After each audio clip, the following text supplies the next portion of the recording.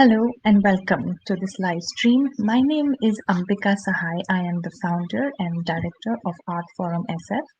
Art Forum is a San Francisco Bay Area based not for profit that promotes South Asian voice in today's world.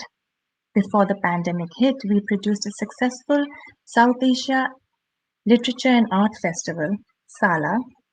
But in these uncertain times, we moved to host the festival virtually. As part of this, we bring to you today's panel discussion titled Crossroads, China's Role in South Asia. I'm sure you've all felt this seismic shift on the geopolitical stage in South Asia. And to understand this better, we bring to you experts, our esteemed guests on the panel today, who would discuss and analyze China's growing power and influence, whether it's military or the economic strategies towards South Asian regions, in particular Tibet, Nepal, and Ladakh. But before we begin, I'd like to introduce you to our moderator, Dr. Deepak, who will be moderating our session. I'd like to welcome him. Hello, Dr. Deepak. Thank you. Pleasure. Let me tell you a little bit about Dr. Deepak. He is a professor and chair at the Center of Chinese and Southeast Asian Studies, Jawaharlal Nehru University, New Delhi. He has been the Nehru and Asia Fellow at the Chinese Academy of Social Sciences, Beijing. Dr. Deepak has many publications under his name, but his latest book is India and China Beyond the Binary of Friendship and Enmity, Springer 2020. He also writes Eye on China, column for Sunday Guardian. Welcome, Dr. Deepak. Pleasure. But before I go, most importantly, please do subscribe to our YouTube page. Please like, share, and invite your friends to watch virtually SALA 2021. And now I shall open the floor to you to take over the panel discussion. I'm signing off. Thank you. Thank you. Thank you, Ambika ji. At the outset, let me congratulate you, for organizing such an important discussion on China and South Asia. And I'm privileged to be part of the proceedings.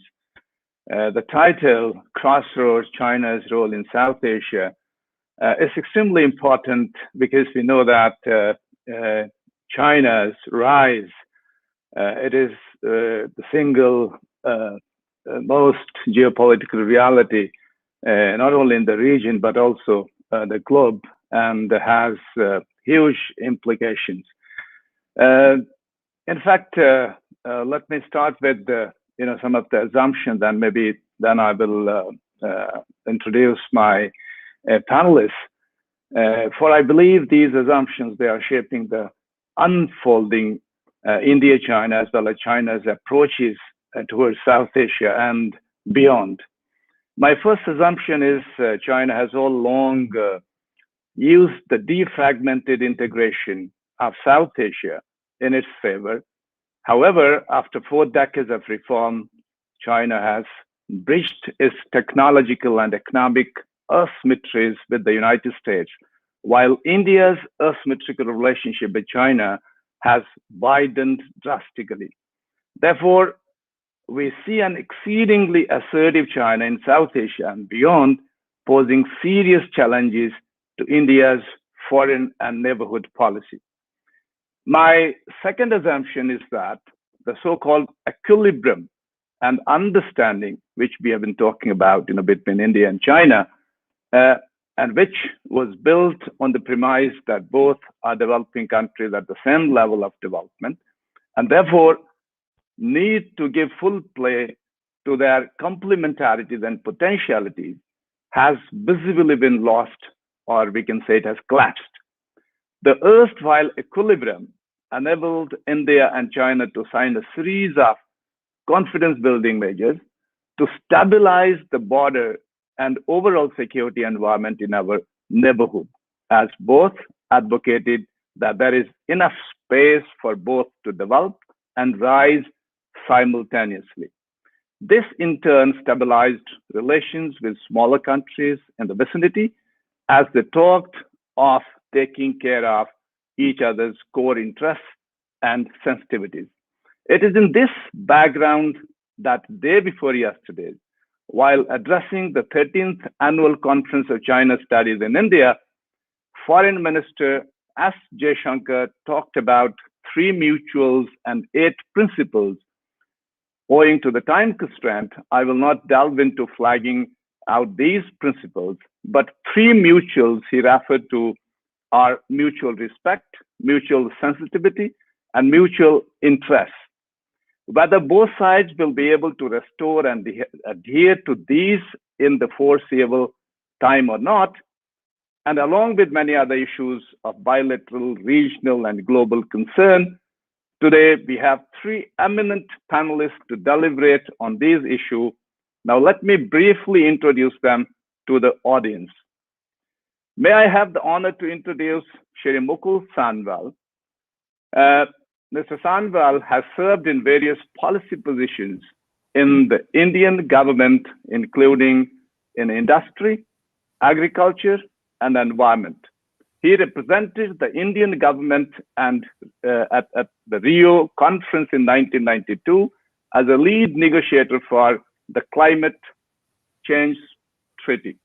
He joined the UN in 1993 as policy advisor to the executive director of United Nations Environment Program and later to the executive secretary of the United Nations Framework Convention on Climate Change.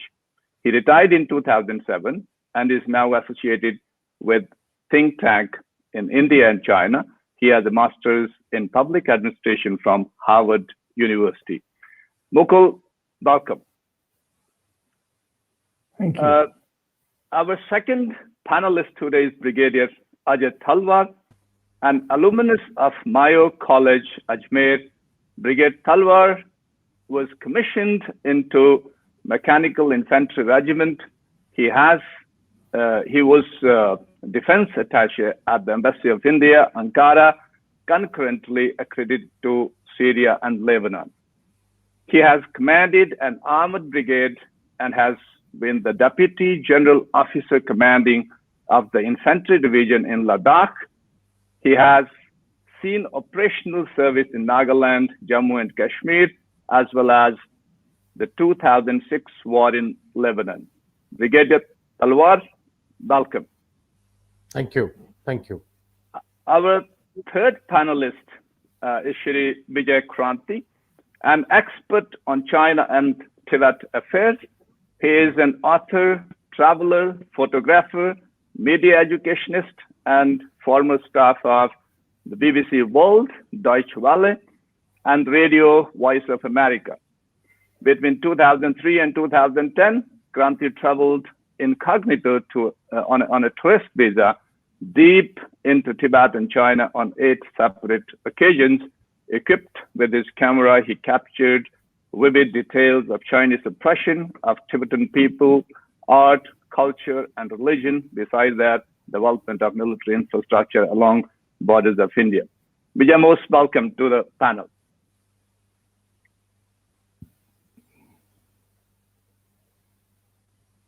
Vijay, are you there? Anyway, we will go ahead. Thank you. Good morning. I forgot to unmute. Thank you, Professor Deepak. Good morning. Good morning. Morning. With this brief introduction of our panelists, I will request the panelists to make their initial remarks for about 5 to 7 minutes, so as we could devote maximum time to discussion on this very important topic. Besides facing questions from the moderator, we will also throw open the floor for questions from the audience. Therefore, I expect the gentlemen to be brief when they answer the questions from me. Now, our first panelist, may I request Brigadier Ajay Talwar to make his remarks. I think Brigadier Talwar has some of the slides. Brigadier, over to you. Thank you. Thank you very much, Deepak, and good morning to everyone from Pune. I have a few slides to show you, which are the military geography of Eastern Ladakh. And it is just to put things in perspective there. I understand today's topic is China and South Asia. We ought to be calling it Chinese Lebensraum, shouldn't we? Anyway, before that, I'll get back to the Eastern Ladakh. May I have the screen, please?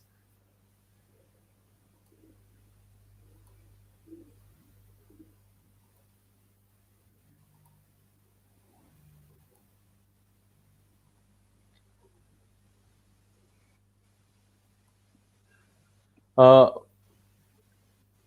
I will start with the military geography of Eastern Ladakh. And I will first come to this slide and these set of lines, which will, of course, I'm sure, be referred to uh, throughout the discussion today. And in fact, Mukul asked me to show it to you, so I would. Uh, the lines that you see drawn, this is the Indian claim line based on the Johnson line of 1865, something we inherited as the residuary power from Britain when they left, and we believe this to be the international border. The other lines, you can see how they have developed over time. And the McCartney-McDonnell line was what we accepted till about 1959. These red dots are till where we had been patrolling earlier. And the Chinese claim line to which they came up to in 1962 is right here. And then they went back, of course. So, in a sense, while this will be discussed ad nauseum, I won't go over this very much. I'll leave it to Mukul and Vijay and esteemed moderator to go over these things. I will bring you directly to the area in question. This, ladies and gentlemen, is Leh. And Leh is served by a number of axes, which I will come to. The whole area is of high altitude desert. This is Mount K2 in the north, and immediately to its southwest, the Siachen Glacier, the area of Daulat Beg Oldi,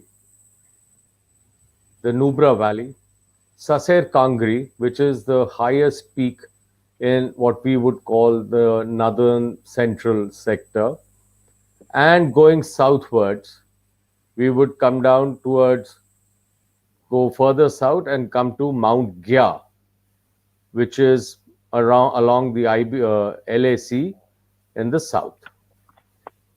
The Western Theater commander till recently was General Zhao Zhongqi, and he has now been replaced by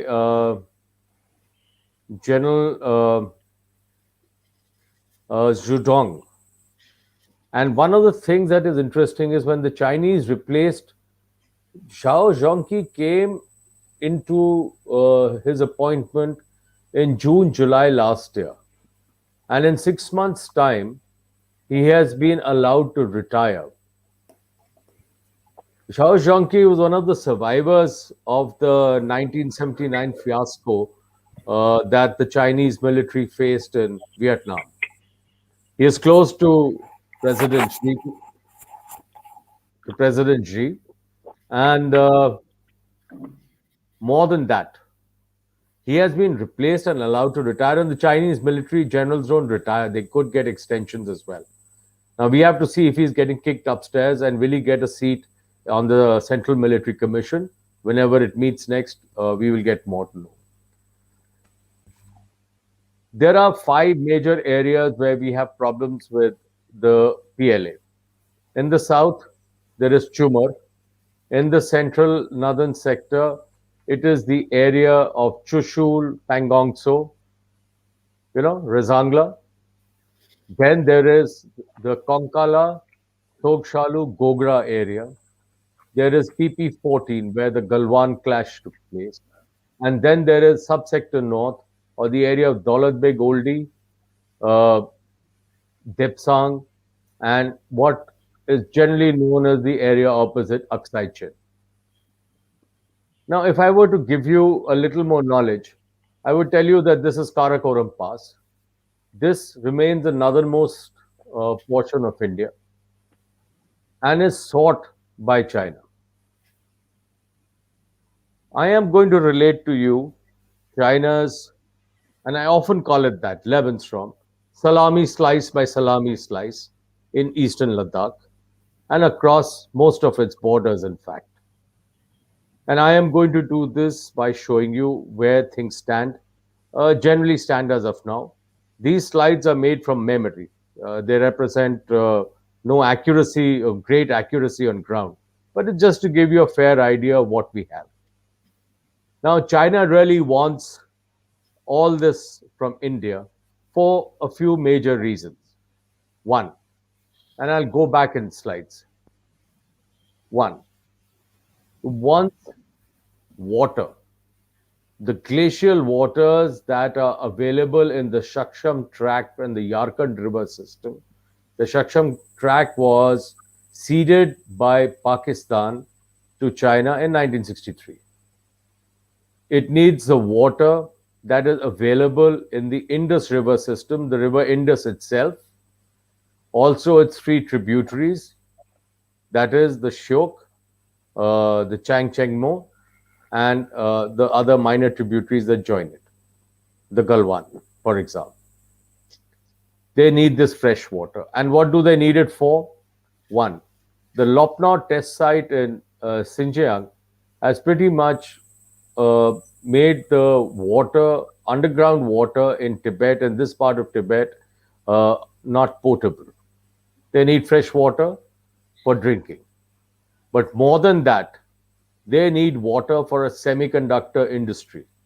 Semiconductor industries consume huge amounts of water. Huge is unimaginably huge. So let me give you a small a factoid. A typical semiconductor manufacturing facilities uses 2 to 4 million gallons of ultra pure water per day. In 2015, Intel used 9 billion gallons of water. And the American embargo on computational chips to China has really set the cat amongst the pigeons. Worldwide, we face this problem. China is facing it even worse. So that is one more reason why they need this water. The other reason is the option to shorten the Karakoram Highway or their Western Highway. The Western Highway, which is one of the lifelines of their hegemonistic, colonizationalist, expansionist idea of the BRIC, the Belt and Road Initiative, not the BRIC, the BRI, the Belt and Road Initiative. The Karakoram Highway links China to Pakistan, and it is not an all-weather route. It goes through some of the worst possible country, and it's difficult to maintain. And a shortcut through Aksai Chin is what they really want. Now I'll get on to the flashpoints here. And of course, China would love to come through the northern subsector north, come down this way and cut off Siachen, our access to Siachen, and Pakistan, their ally, would be most happy. Now I'll start with the south. I will come to Leh first.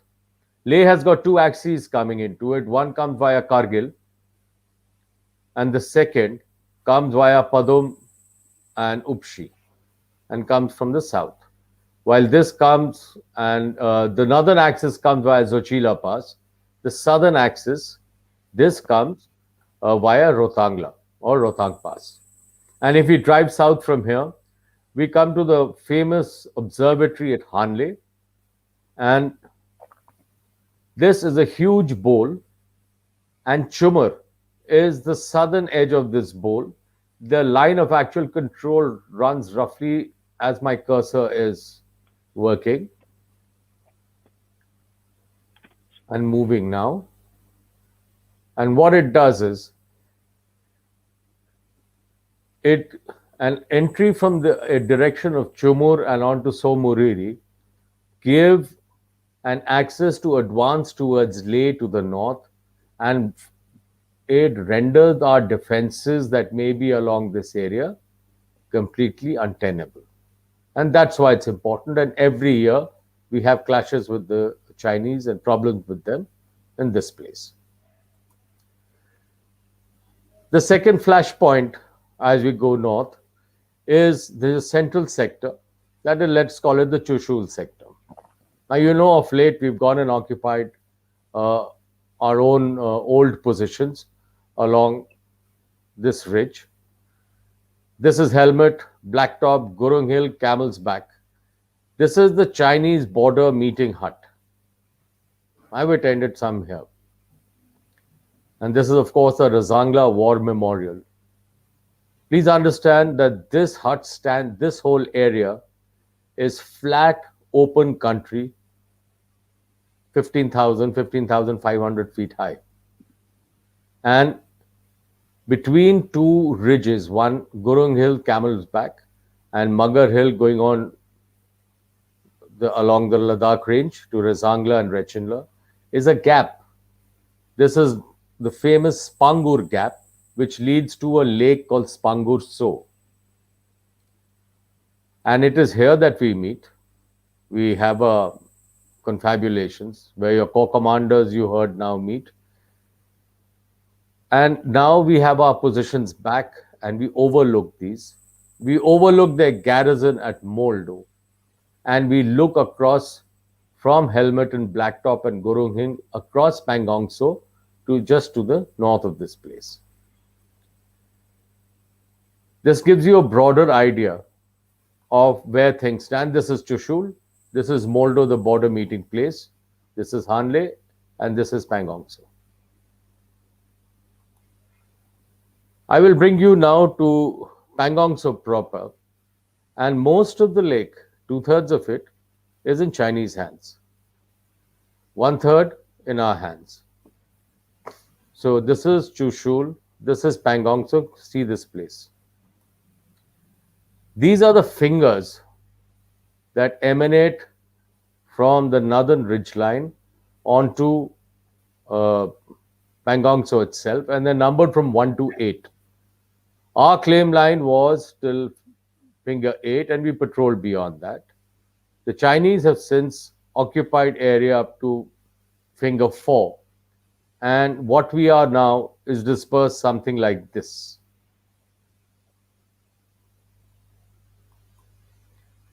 I will take you north of Pangongso to a place less known. Let's call this the area of Konkala, Gogra, Shokshalu.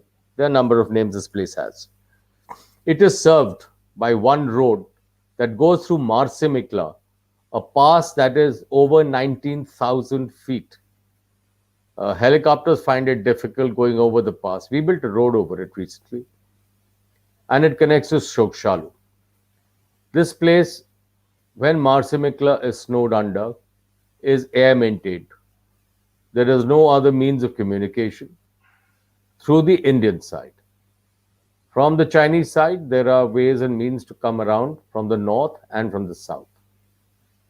The Chinese went and we have positions at Hot Springs, Shokshalu, and around this area. The Chinese came last year and occupied positions right here, where I marked it. And then they realized their own stupidity just prior to the monsoons, or just as the monsoons started, and they shifted their positions to higher ground on the slopes of Konkala. La, of course, means pass, and Konkala is one of the passes. It is in Chinese hands.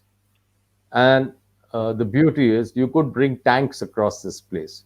But please understand, Ladakh is a series of glacial valleys. Glacial valleys are U-shaped. They are not V-shaped. They're not gorges unless there's a water or a river course through them. They're old glacial valleys. Much of the Ladakh range is mud and stone. And you will see that the Chinese positions that were extant at Hot Springs were just below these huge mud accumulations.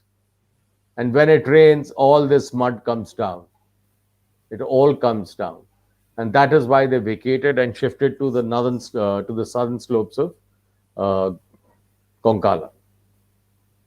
They're still there. Brigadier Tawal, could you please wrap it up, because we will be running out of time, because You're so on. let's give some time for discussion. Mm-hmm. Yeah, sure. This is Galwan, PP14, and this is where the clash took place. Colonel Babu Mahavir Chakra posthumous. This is where he laid down his life for the country. This is the Galwan River. This is PP14. We have a bridge across this way and this way here. This is the Shyok River. And this is the Chinese buildup in the Galwan Valley. This is all open source. I'm sure you've seen it all on Twitter. And now I will bring you to an area which is called Subsector North. The Karakoram Pass, the Siachen Glacier, Mount K2, and this area is known as Subsector North. It is connected by a pass, Saserla, which comes across from Leh, and it's been a pass through which the old caravans routes used to go. Young husband led many an expedition through it, and they went to Yarkand. This area, not a crow flies, not a bird lives, and the only people who live there are Indians and Chinese soldiers. This is Depsang and the general area of Y Junction, which is now where he has gone. This is Y Junction area, where the Chinese have come and ingressed deep into what we hold. And they prevent patrolling into the areas which were with us. This is Gapshan, this is Daulat Beg Oldie, and the Karakoram Pass. I want you to remember these, especially the location of Karakoram Pass, because I will show you my last slide now. And this is how his Western Highway actually goes. And this is the shortcut he would like. So this whole untidy, difficult to maintain 1800-kilometer loop of the Karakoram Highway would be negated by just going through Aksai Chin, along the Yarkand River and the Shaksham track, through a couple of mountain ranges only, and connecting with Baltistan. With that, I've finished. And if there are any questions, we could take it on in the question and answer session. Thank you. Thank you, Brigadier Talwar. Very interesting observation and extremely useful slides out there. But before I open the topic for discussion, let's listen to the remarks of our other panelists. I believe, Vijay, you are also having some slides. May I request you to keep it brief? Over to you, Vijay. Okay. Thank you. Good morning to everybody in India and good evening in the States. The subject we are talking is China's role in South Asia. And I think we cannot think of South Asia or China's presence in this area without discussing Tibet. Everybody knows the designs China has had on Tibet. It was before Mao completed his his communist revolution. Even before that, he had made an announcement that he wanted to liberate Tibet, which was already an independent country. And he had his own reasons. So he said that Tibet is my palm, and Ladakh, Nepal, Sikkim, Bhutan, and Nepal are my fingers. And this is his fist. He said that anybody who wants to dominate the world must dominate Asia. And for Asia, the rest of Asia was South Asia for China. So that gave a good reason to Mao Zedong and his PLA to occupy Tibet in 1951. And since they have occupied Tibet, overnight, the border, which is called India-Tibet border for centuries, it suddenly became India-China border. And since then, we are facing the heat. Of course, the Tibetan people are facing, they lost their country, but we lost our peace and a peaceful border. So I will explain. I have a few slides to go to how, what difference it has made to India and rest of Asia. And I will start with the basic concept, what we talk of China today as People's Republic of China. If we go into history, actually the real China was different, and what China today is. I would like to share the screen.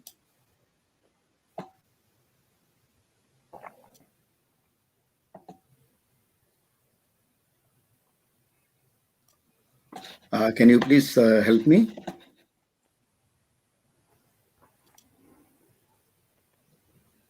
Am I visible? My screen?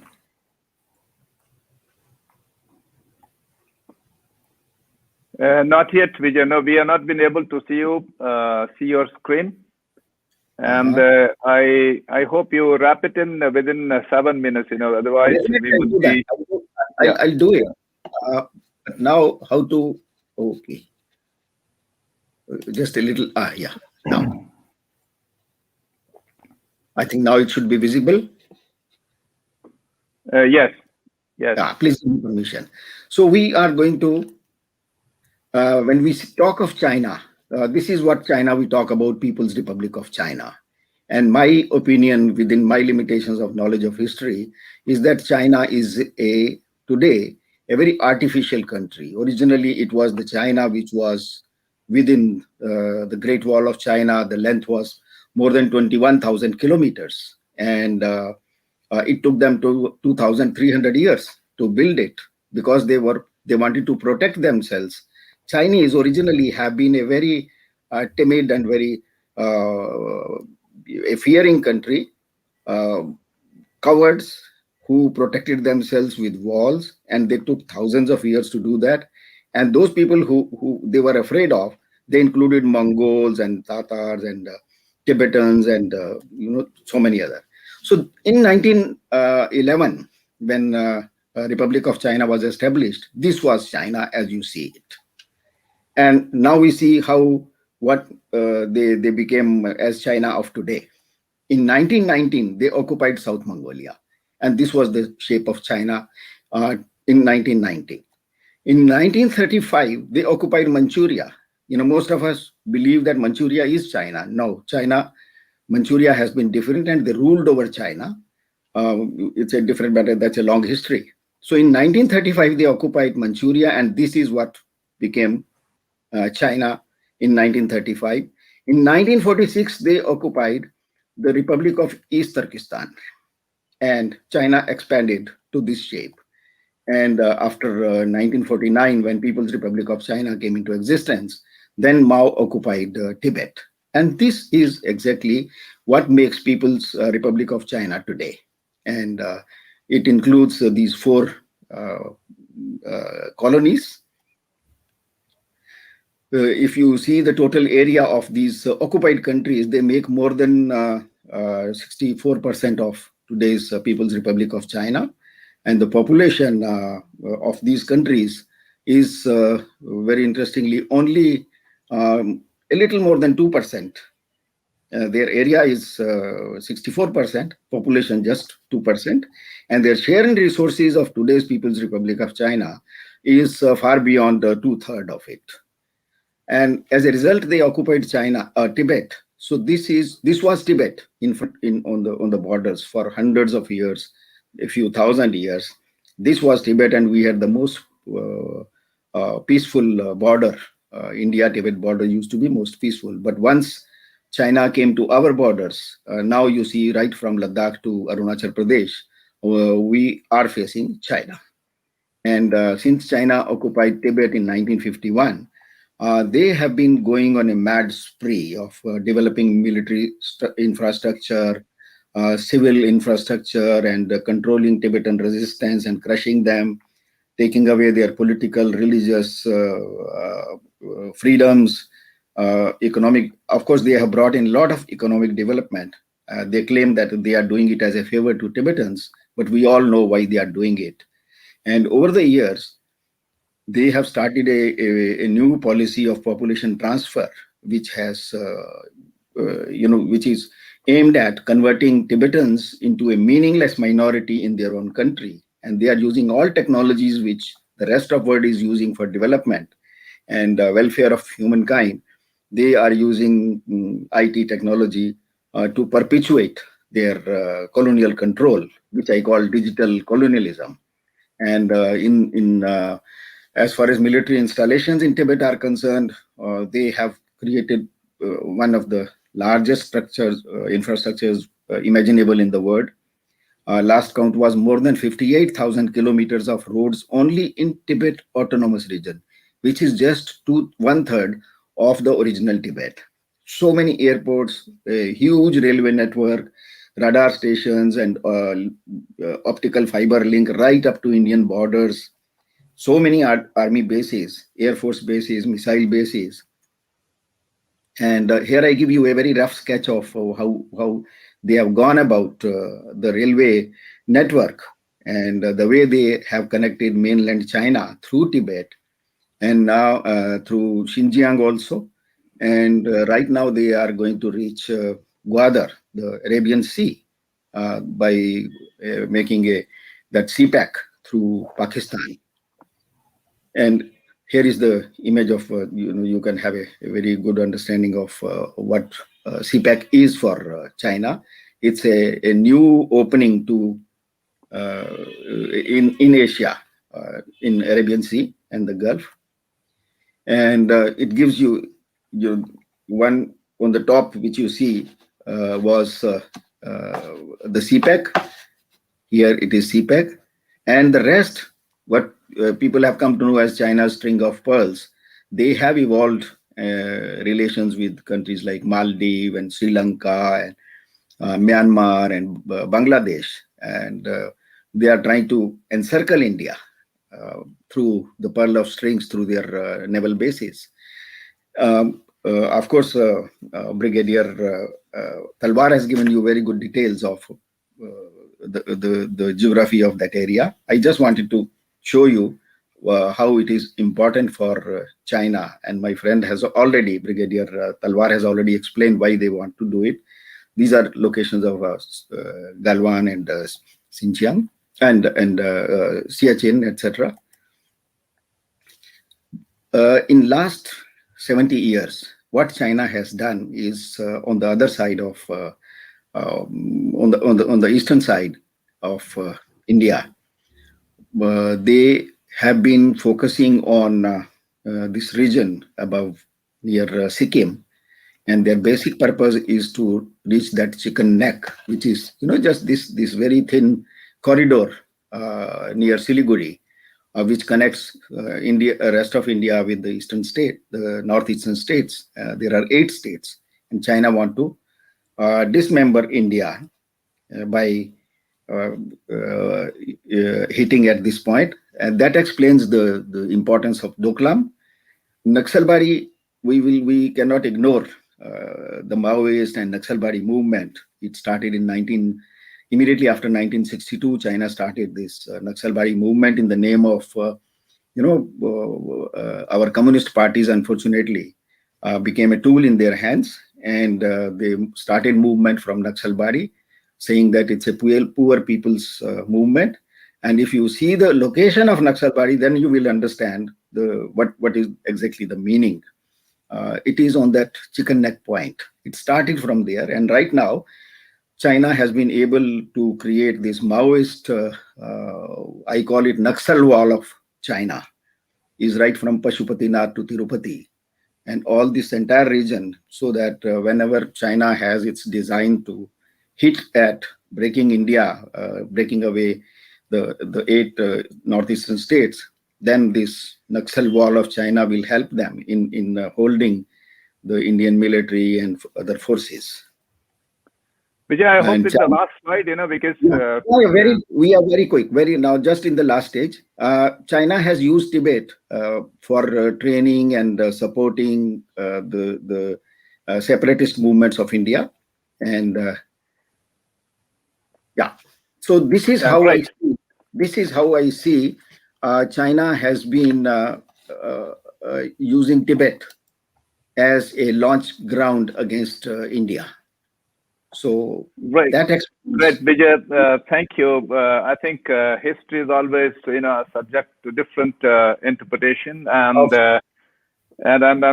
we must agree to the fact that common borders, it is an offshoot of British expansionism as well as Chinese imperial expansionism. I think that we have to agree. It is from the both sides, and of course, maps, they keeps on changing at different times.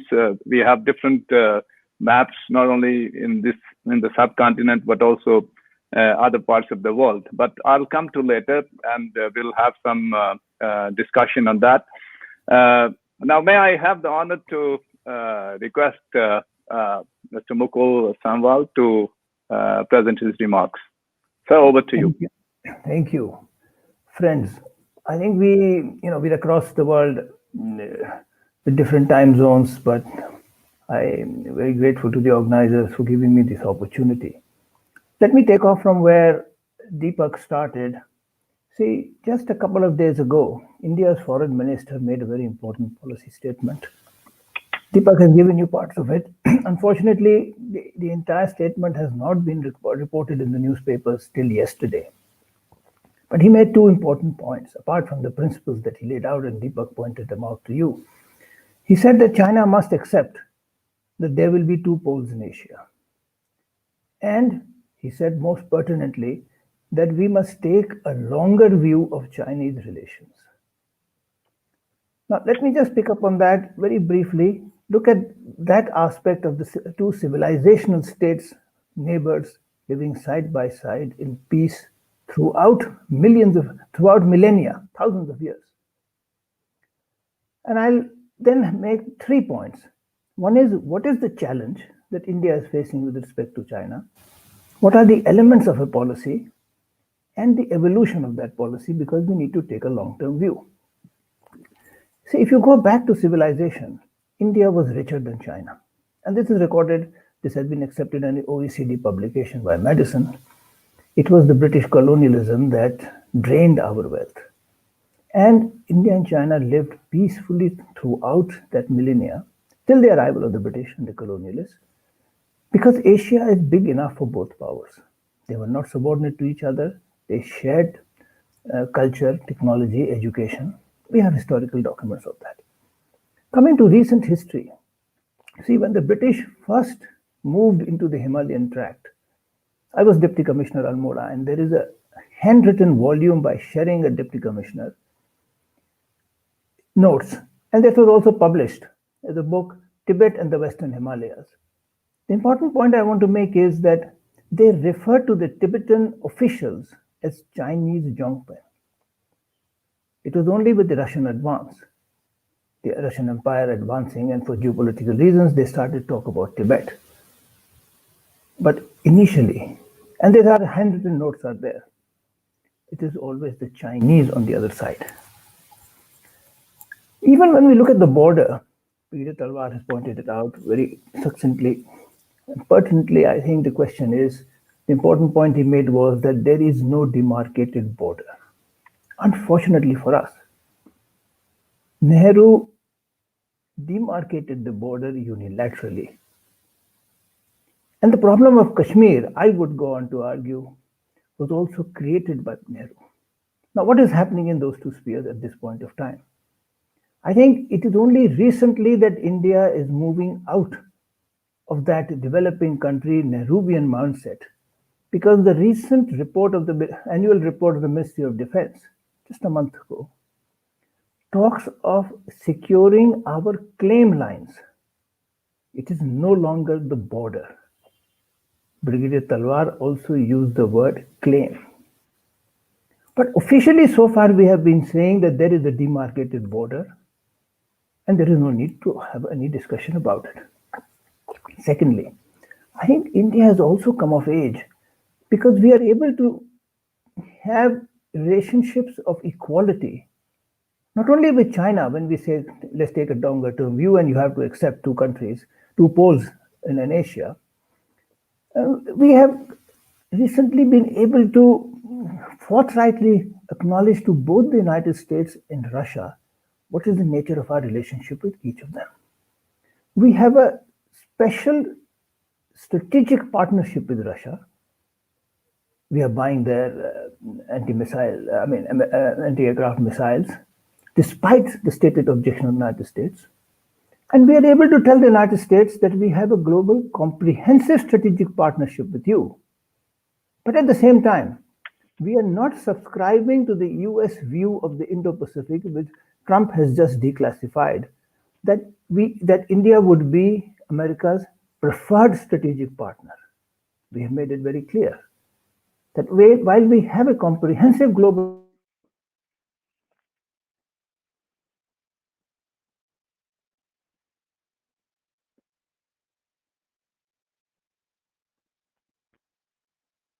Yeah, Mukul, I'm not being able to hear. I don't know, some problem.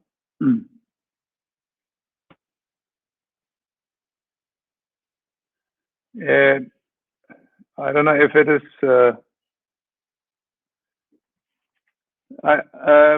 Since we have not been able to hear Mukul, I will turn back to Brigadier Talwar. Brigadier Talwar, can you hear me? Absolutely. Okay, great. So let me ask you first question. It is very, very clear from the slides you've shown that we know the terrain, where we are, and up to which point we have been patrolling. But my problem is that, as I have pointed out in the assumptions and also related to Dr. Jashankar's remarks, as you have seen operational service in India's security sensitive areas, including Ladakh, where the present military standoff, between India and China is entering its 9th month, the June 15th clashes in Galwan has brought the already fragile trust between India and China to a nadir. And we have seen reports of China building a village deep inside Indian territory south of the McMahon line. How do you see the situation? How we reached where we are now? And how should India deal with our China challenge at tactical as well as strategic level, especially when we have witnessed close policy coordination of China with its pivot Pakistan? Brigadier, over to you. Thank you, Deepak. This is a loaded question. So I'll come to the tactical aspects and the strategic aspects just 10 seconds later. The thing is, we have to treat China as a common bully. I'm putting it in very simple words. They're a bully. When our Vedas and quantum physics tell us that the world is an illusion, believe me, Chinese are the masters of smoke and mirrors. They are the illusion. They are the illusion of greatness. If Mao lifts 5 fingers, you know what the Indian army wants to do with them. So we can't just get cowed down by a resurgent, expansionist, hegemonistic China. We cannot, and we will not. A lot of things are said by our diplomats. They are non-military. They often, what has happened in the last 40 years, none of them have mattered. Not a single statement, not Vajpayee's taking on board Chinese occupation of Tibet, and nothing at all. Nothing at all. China is an expansionist power. It is going in for Lebensraum for exactly the same reason Nazi Germany went in. And the day it stops expanding is the day an illegitimate Chinese government will face regime change. And that is the central problem of all illegitimate governments, non-elected governments. Yes. The thing that we have to see is that we are facing not the Chinese army, we are facing the People's Liberation Army of the Chinese Communist Party. And when anything becomes larger than the Communist Party in China, they grow, their wings have fear, or rather, their fear has wings. When the Falun Gong membership increased beyond that of the Communist Party, you Yes. saw what happened in China. So, China is an illusion. The strong hegemonistic China is an illusion. It's a tottering power which has a threshold. Please remember, Goliath was only strong if you came within reach. But there was one little fellow, little short fellow, not different from guys like Indians, who never went into his reach and knocked him out with a slingshot. Please understand that China is a tottering power. Its greatest strength is its greatest weakness. And that is something that our strategic thinkers have to take on board. For the last 72 years, all we've done strategically and geostrategically is say, oh, China's the bogeyman, keep them away while we do things internally. Each and every government. And what has the Indian army done? We will build up, we will build up. Today we have built up. And we have built up enough to pose a threat of an offensive defense into Chinese held territory. Yes. Why aren't we just taking a bit of Xinjiang and planting the East Turkmenistan Republic flag? Why aren't we taking a little bit of Tibet and putting the flag of independent Tibet there? We already have a government in exile. We have the Dalai Lama who lives with us. His Excellency. Brigadier, the problem is that, when you are saying that they have entered inside our own territory, if you're not been able to defend your own territory, how are you going to beyond that territory? Anyway, I think I will come to that question a little later. Okay, let me come to the tactical aspect for you, Professor. The thing is, nowhere along this huge line of actual control is there eyeball to eyeball contact. This is a vast, open, high-altitude desert, extremely inhospitable, and beyond Trishul, there are no wild asses also. The only asses are us people who live and survive there. And what we do is, the Chinese do it from military bases.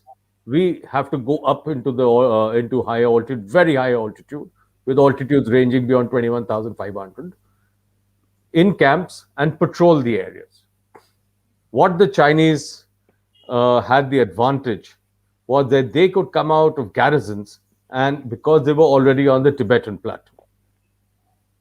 But please remember, the Chinese military is nothing. They are not Mao's battle-hardened veterans of the Long March and the war against the Kuomintang and the Second World War, which we saw the remnants of in 1962. Sorry.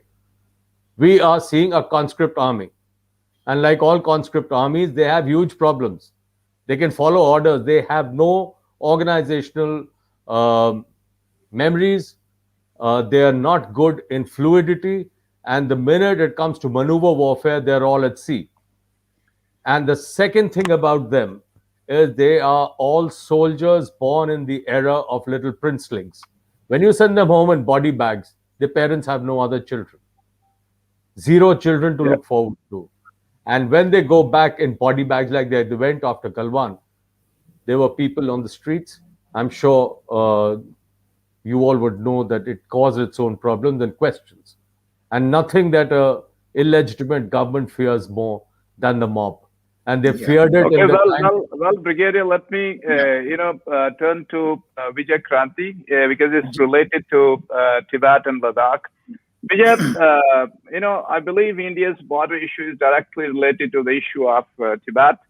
Many analysts in China, and probably the Chinese government too, is hinting at creating a Ladakh issue, which, given the transgression of China in the eastern Ladakh, and not accepting or being interested in the identification of line of actual control, demonstrates China's intentions of shifting its so-called claim lines, as was shown by Brigadier Talwar in his slides, further west. How do you see this issue, and how India must shape or reshape her Tibet policy? As I see, India's problem has been that we have never, not even one day, we have been able to run the agenda. We have been only reacting. It was China who has been running the agenda right from day one. And we, unfortunately, Brigadier Talwar used the right word, as. Unfortunately, our leadership behaved like cowards. This Tibetan issue, I don't think it has only military dimensions. Military dimensions, as Brigadier Talwar says, India is not weak power today. But we are totally absent on the diplomatic front. Unfortunately, and I don't want to offend any individuals, unfortunately, our MEA has been the worst liability for India. They never let the political leadership, they never let the military leadership to take command, and they themselves have not allowed. It is the only ministry in the government of India where I can say where the tail has been wagging the dog. You go to health ministry, it is the ministry which decides, the political leadership which decides the agenda. In finance, political leadership decides the agenda. In agriculture, the political leadership decides the agenda. In foreign affairs, it is the MEA which decides. So I think this dog, the tail which is wagging the dog has to be controlled, number one. Sorry, I'm not want to offend any individual, but unless the political leadership takes charge of the Ministry of External Affairs, you cannot leave it to babus. And babus, they only postpone decisions, they only occupy convenient positions. So now I come to the Tibetan issue, why it is important. The question is, right from day one, we are not attending the real basic issue. We must tell China that, sorry, you have no legitimate moral, political, legal right to discuss borders. You are an illegal occupant of Tibet. We don't recognize your presence there. You do it. That means you need to reshape your Tibet policy altogether. Yes, and that means, our one China policy has to be maybe reframed. Yeah. See, what is one China policy? It started with Taiwan, and we allowed them to expand it to Tibet, to Xinjiang, to South Mongolia, to Manchuria. Why should we accept it? And they don't even allow you to even your Kashmir and Arunachal people to apply for visa. So we, this because we have left it to the babus of MEA. This issue requires political thinking, political aggression, and political handling. It should not be allowed to be handled by what I call those people who are suffering from Meera Sinha Bhattacharya syndrome. Who always think China. Well, Vijay, I think I got the answer.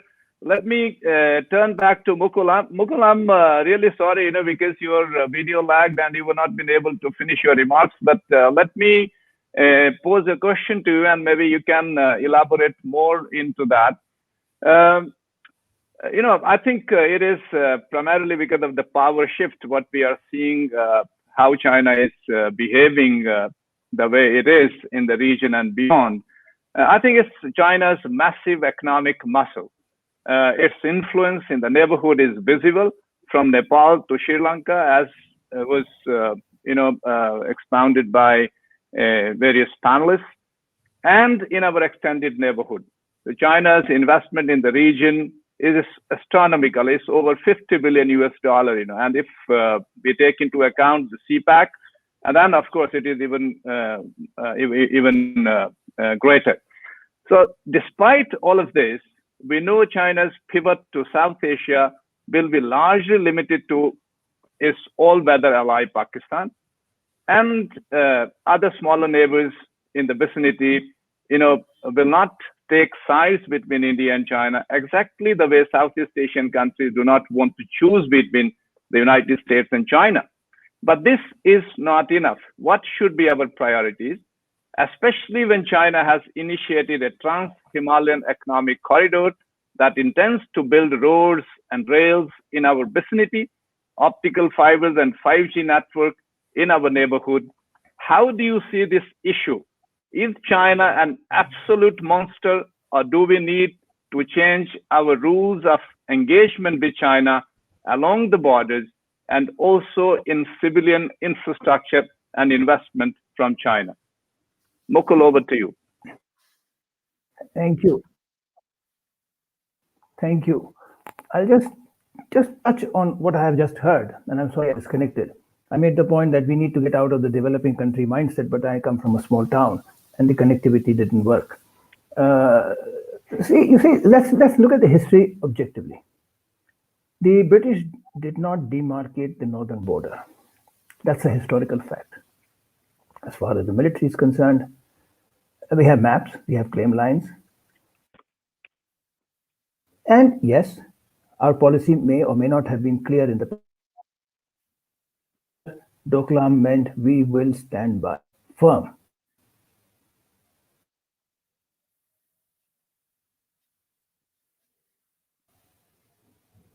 So I think we need to also appreciate the Department of Defense gives an annual report to Congress on the military readiness of China. The most recent report to the Congress this month has said that Chinese Navy has exceeded the size of the United States Navy, and they have cautioned that very soon the supremacy of the United States aircraft carriers, the symbol of their military hegemony, could be in doubt. Barack Obama's military pivot to Asia did not overawe the Chinese in the South China Sea. Trump's tariffs, and if you read the latest news coming out, is that the cost of those tariffs were actually borne by American companies and American consumers because trade increased, and China did not buy.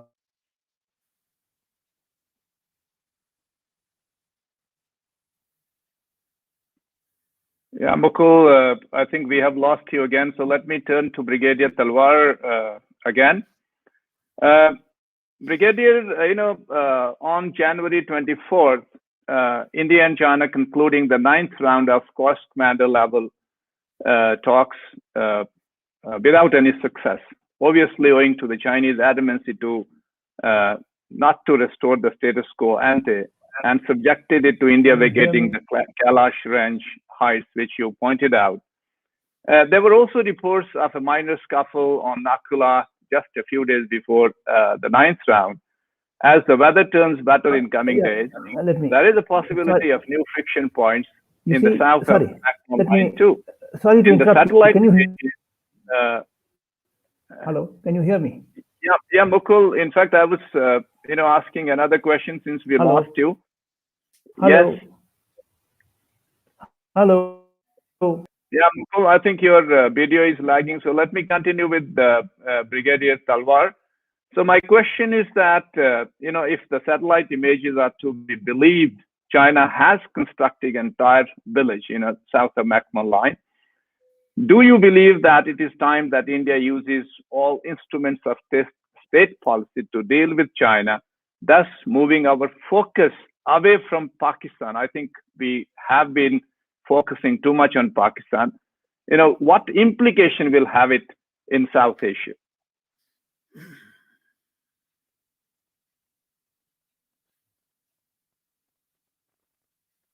I've not been able to hear you. Maybe I think you have been. Yeah. Okay. Yeah. I'm sorry. The thing is, the village that was, I think, is Lubjing or something across the McMahon line and Arunachal side somewhere. If I'm not mistaken, that was occupied in 1962 and has remained there. And one of the deals that China offers its citizens and vassals is the economic deal that will make your life appreciably better. You will live better, you will earn better, you will eat better, and you'll never see poverty again. But in return, the social contract that they have is you have restricted freedoms. And when they make a village, let me assure you, there'll be multi-storied buildings there because it's so much easier to heat a multi-storied building than individual houses. That's China's way of doing things. They had the village even earlier.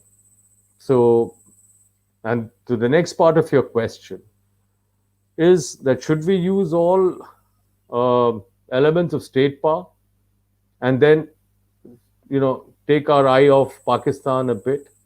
I don't think so. We are a progressive democracy. We are a strong democracy. And that is our greatest strength, let me assure you. It is our greatest strength. We have a strong military and we have a very vibrant political bureaucratic system. And when push comes to shove, we are united like nobody else. We are united like nobody else is. And at this time, what we need to do is to have an eye equally on Pakistan, on China, and a little better and more benevolent eye on our other SAARC neighbors. But we cannot say that now it's China and we take our eye off Pakistan, because what can be done in a matter of collusion between these two, between the sovereign and their vassal, that is Pakistan, is to create a situation for India along its entire western and northern borders, which would cause a greater stress upon the economy and upon the military for one, and would push us into a certain confabulation which may cut us off from Russia. No, I think let us move to other question. Maybe Vijay, one question to you. Then, unfortunately, we have lost Mukul. Otherwise, Mukul, can you hear us? Yeah. So maybe Mukul, you can answer this question. Yes, I can hear you. Yeah. Great. I think what we are, seeing here, and we are ignoring the fact that India, irrespective of its capabilities, strong military, but as a China expert or a China watcher, I think that the legitimacy of India controlling or being able to deal with this domestic as well as external challenges realistically, it has been in question, especially since our economic growth is dwindling, especially since 2014, and also the kind of cohesiveness so we are seeing inside our country. So it is simply not that. And as far as infrastructure is concerned, we have seen that so we have taken a very, very long period in time. Vijay, he mentioned that 58,000 kilometers of road inside Tibet. In fact, that is the data of 2009. And in 2020, it has gone to 90,000 kilometers. In the 13th five-year plan, they invested almost $20 billion for infrastructure there. So that kind of economic, activity is not taking place, and this puts India's emergence in question. So in fact, I wanted to put this question to Mukul, but since Mukul is not there, so Vijay, how do you see it? See, I agree with you that India has ignored its infrastructure development right from day one, and the worst was the northern borders. I was a reporter in India Today in 1992, and I was asked to go and cover this border trade opening at Gunji, just beyond Gunji, Pithoragarh. And I was told that if you go there, you will have to walk one day. I took the challenge, and there I discovered I had to walk 8 days from Dharchula's Thanidar to border. It took me 8 days to reach there, and the same route was being adopted by our military people, ITBP people. And they were also carrying their mules and their ammunition on the mules. So I asked, when I came back, I asked the base, they invited me and I asked them, why don't we have roads here? They said our policymakers have decided that we should not connect our border with roads.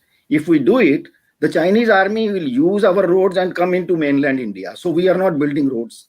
We have been blocked by our leadership, but by thinking that this was our approach. Now, for last 5-6 years, I think the due credit should go to Modi. He has changed that mindset.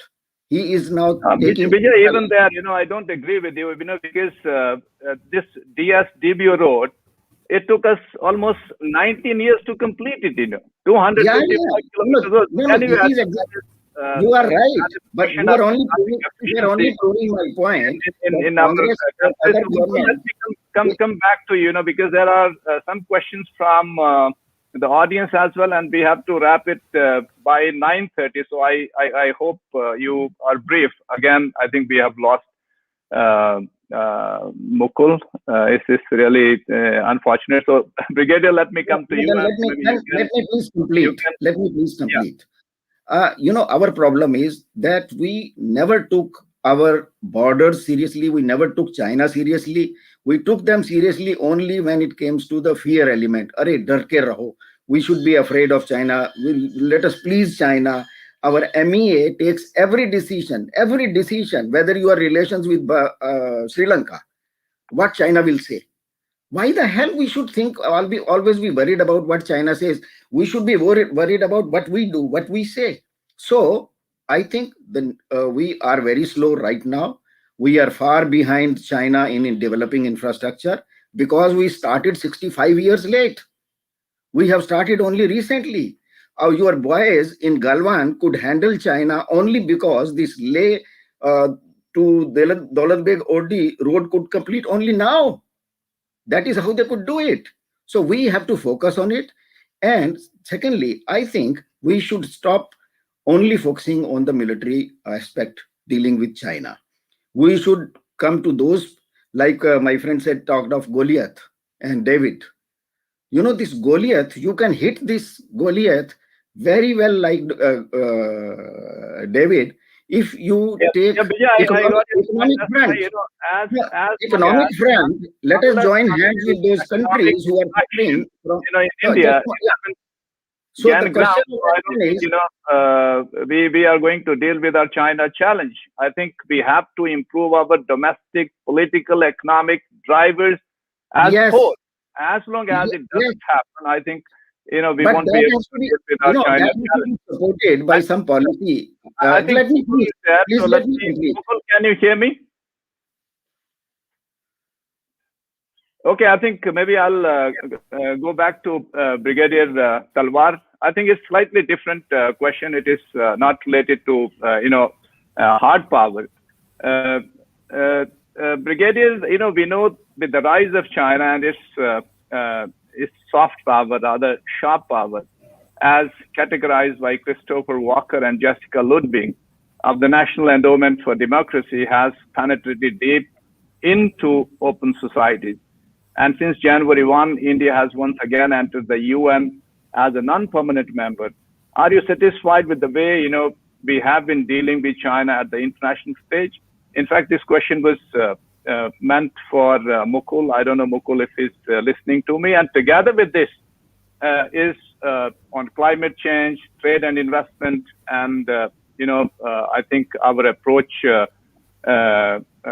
to the Indo-Pacific and also the U.S. approach to Indo-Pacific, it has been somewhat lackluster. In such a situation where India was seen as a linchpin in the Indo-Pacific strategy by the United States, what should be India's priorities? How do we deal with the major powers? I believe as long as the narrative of India's rise doesn't get traction, and as long as there is no internal unity with the major players, will the major players consider India as a serious player? In fact, this question I had wanted to pose to Mukul. Mukul, did you hear this question or not? Yes, I can hear you. Can you hear me? Yeah, Okay, I can let me hear be you. very brief. I think we need Yeah, to take. Okay, I think we need to yeah. take a leaf out of the policy of the European Union. We need to look at the policy of the European Union with respect to China. They've just had an agreement with China. I think what the European Union policy, stated policy is that there will be a relationship with China, which will be as partner, as competitor, as economic rival, depending on the policy issue and consideration. I think it is something of that kind that will be the relationship of all major powers with China. That is my first point. My second point is that we need to have more confidence in ourselves. And the world is recognizing that India has the potential to be the third largest power in the economic power in the world. And China and the United States and Russia are conscious of that global trend. So we need to see ourselves, as Foreign Minister Jaishankar said, take a long view that somewhere down the line, 10 years, 15 years, 20 years, we are going to be the third largest economy in the world. And therefore, our relationship with the United States, with China and Russia, the other major powers, has to take that into account, and they are conscious of this fact. So we need to have greater confidence in ourselves. The confidence in the border side, I have already pointed out. On the economic side, the problem that we face is that the Chinese growth is rivaling that of the United States. The Bridge and Road Initiative is expanding. The Asia Infrastructure Bank has 100 members. ASEAN is linked with them economically. If we want to make an inroad into ASEAN with the help of the United States, it's not going to be possible to de-link ASEAN from China. So what do? I think we need to look at our own soft power. We cannot match the Chinese in terms of infrastructure or military power or finance. But we have certain other strengths over the years, and our civilizational strength was more in the realm of ideas. For example, the United States' stated policy for the Indo-Pacific is to replace the Bridge and Road Initiative. Now we know that cannot happen. ASEAN will not move out of that of those linkages. But why can't we suggest to the Quad, to the United States, to ASEAN, that what is the other issue that countries are looking for? In addition to money and infrastructure, they are looking for science and technology capacity building. Our Aadhaar card, our digital systems are global standards. That is our comparative advantage. Even in the United Nations, India is closer to China than to the US and EU. In the WTO, we are fighting with the United States and European Union, for example, on the COVID vaccine. Should the IPRs be discontinued? Even in the distribution of the vaccine,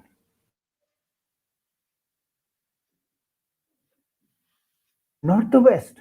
Now, that is all being noticed by the smaller countries. So when it comes to global governance, India has something to say. India is also questioning the system that has existed, area where we can take the lead, where we have traditionally been taking the lead. The point that I'm making is that in light of the recent policy of India, 5 trillion economy, new science and technology innovation policy, the Aadhaar card, the kind of changes that are taking place here, the startups, influence of India increases, it will be obviously at the cost of China and the United States. I think we need to recognize that. ASEAN, even though we have walked out of the trade agreement, still want us to join to balance China. The world recognizes now that our strength in software is such, and I address this particularly to the audience,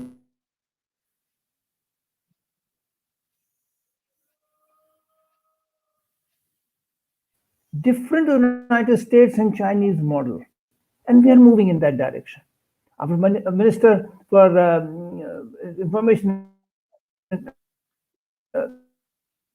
Technology on both ends. The entire data is going to the persons who control the technology. But their data is not coming across to the people whose data is being transport in a one-way street. So what I'm saying is that this new mindset is emerging in India. The world is recognizing the potential. I believe that the foreign minister has made the right remark. Take the long view. And if you look at history, we were richer than China. We are going to be richer. We're going to be the third largest economy with the potential to be the second largest economy. Again, with the shift of global power, economy, economic markets, consumerism to Asia. Coming back to the military side, I think again the situation has changed drastically. Look at 1962. The 4th Indian Division, which Lord Wavell said is one of the finest fighting forces in military history, comparable to Napoleon's Guard, just collapsed. And what happened in Galwan? What happened in Razangla? We just heard about Razangla. A company of the Comaunis fought to the last man and the last bullet, and the Chinese know it. I don't think that China thinks for a minute now, today, that India is a pushover. And I firmly believe that even the United States and Russia today believe, and to the smaller countries in the United Nations, that India is going to stand up to its national interest, just as we have told the United States that yes, we will go for Russian equipment, even if you blacklist us. They have blacklisted a NATO ally, Turkey, and yet we have gone ahead with it. It shows our increasing confidence that we don't want to fight with the United States. We still want to be part of their systems, but on our own terms. I think that is a big shift that has been taking place, and we must recognize it. Its implications are obvious. We are, again, just to conclude, the rise of China, the strength of China is multidimensional. I just said the United States is worried about the access their aircraft carriers have to China. The Chinese yuan may well be the reserve currency very soon. They are going for an e-yuan.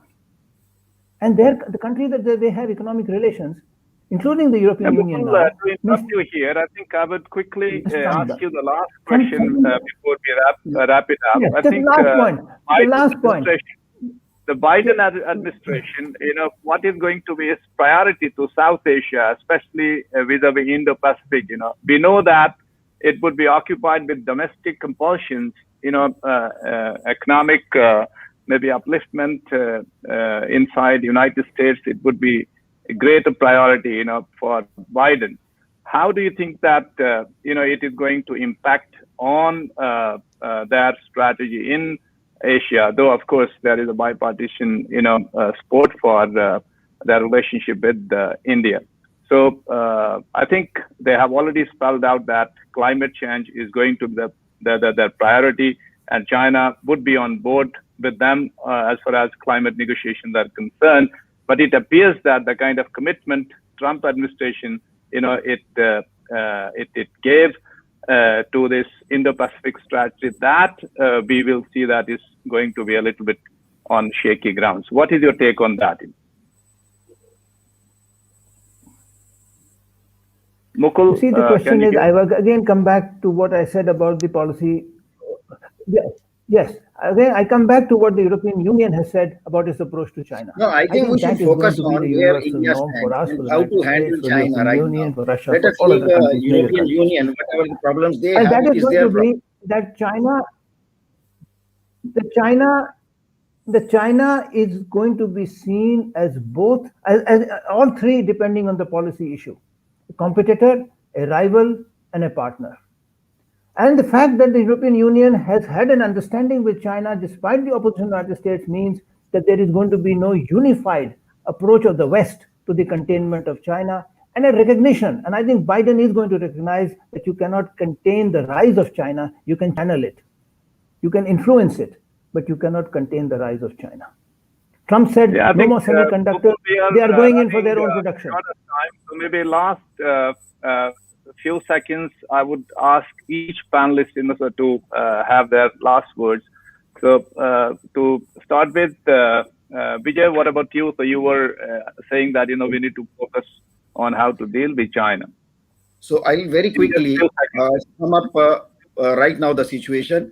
America, both parties have issued their policy on Tibet, which is a big incentive for India. We should take clue from it, and we should, rather than handling, treating Dalai Lama and Tibet as a liability, we should start handling them as an asset, and we should be aggressive on it. Secondly, we should hit China where it hurts them most, rather than they selecting the subject and the issue and place. We should decide. In Malacca Strait, we should be aggressive. We should be more active in Quad and challenge China. They will come on their knees if you block Malacca. Their 80% of business will flop, and you will see the industry going bankrupt, and people rising against this communist regime, and they will topple the government. You use that. On economic front, join hands with all those forces who are suffering at the hands of China, and let us have an international boycott of China in a very effective way. And you see how the regime flops there. Millions and millions of people I got your point. And they will throw this bloody Xi Jinping out of his place. From you? Yes. I just want to clarify an earlier point first, and then I just want to make 2 points. As far as internal unity goes in our country, I have been a little involved with this building up of infrastructure and things like that, because as a young staff officer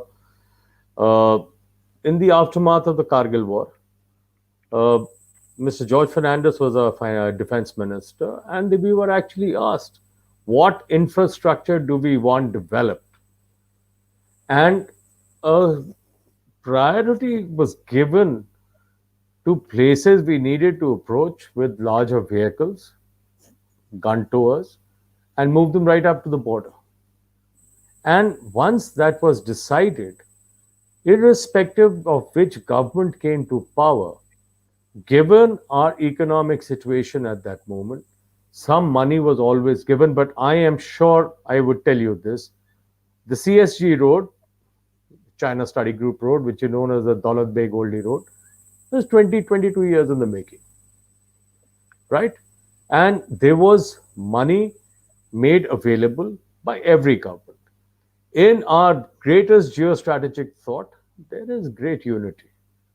Yes, the Foreign Affairs Ministry could have been better. Sure, they could have been better. A lot of things could have been better.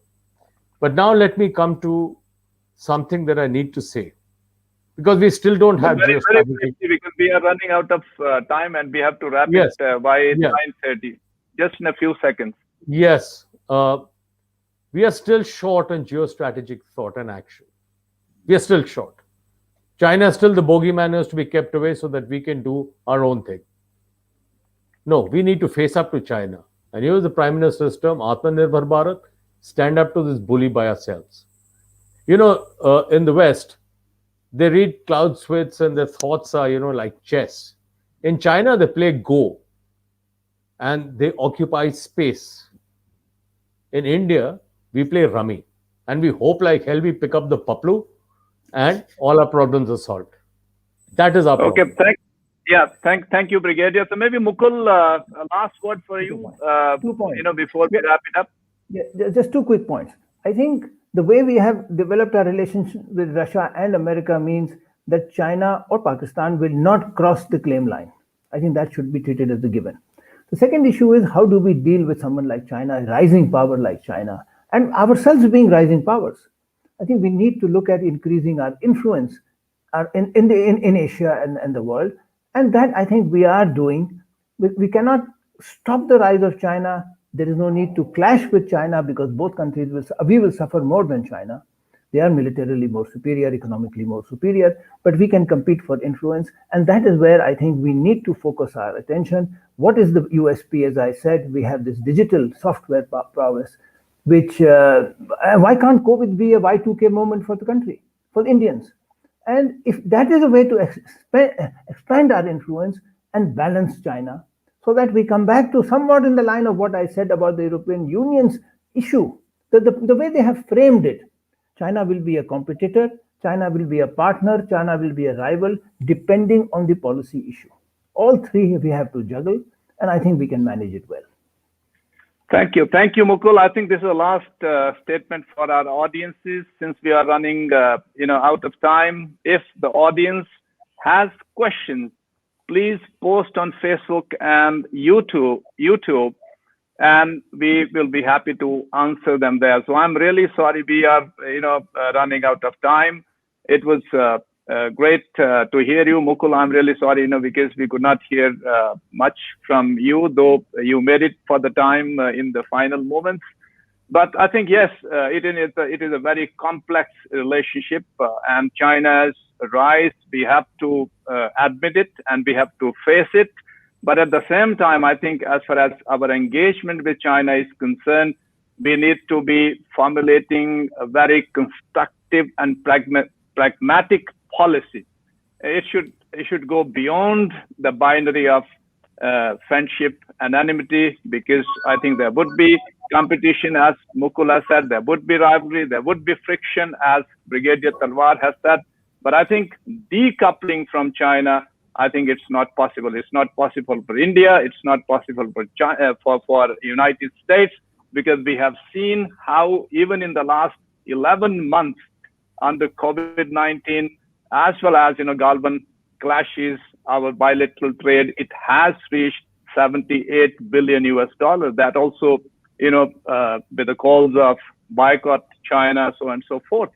So therefore, I think we need to be selective as far as Chinese engagement in India is concerned. So we should not shy away from Chinese investments the way China didn't shy away from US and Japanese investments when it was, undertaking reforms. As Mukul said, that, so we have our plus points, we have our advantages, especially in some sectors. But here again, I would say our entire digital India, it has been pumped with the Chinese money. And I think everyone is aware about it. So therefore, we need to be having a long-term view of our relationship, as our foreign minister has said, and of course, the mutual respect, mutual sensitivities towards each other. It is extremely important, as Confucius said, that you don't do to others what you don't want to do to others to do to yourself. I think that principle has to be observed. With these, I thank you very, very, very, very much, and thank you for your time, and also thank Ambika ji for organizing such a wonderful event. Ambika, it is over from my side. Well, thank you.